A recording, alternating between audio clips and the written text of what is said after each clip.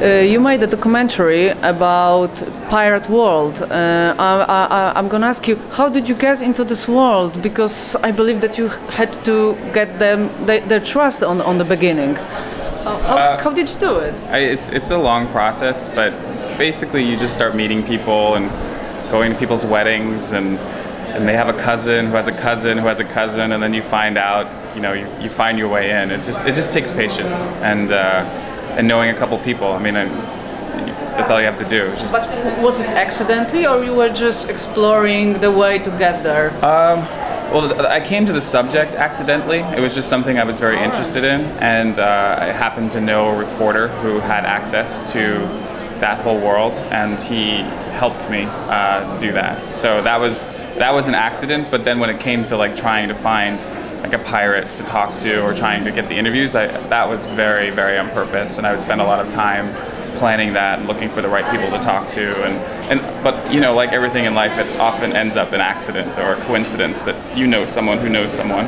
But was it easy to get their trust?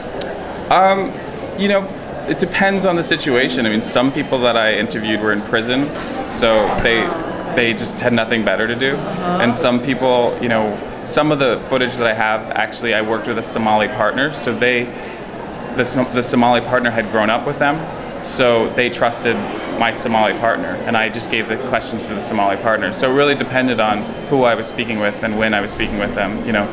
For the most part, every person that I spoke with wanted to talk to me, so there was never a situation where I had to trick anyone or play any games. Like, they had an agenda in one way or another to tell their story. So it wasn't necessarily it wasn't that I had to earn their trust, because they already wanted to talk. In your film, you're showing the negotiations between pirates and people from the ship, and something unusual happened, because the real friendship came up with the negotiations. Is it something really unusual? Is it possible?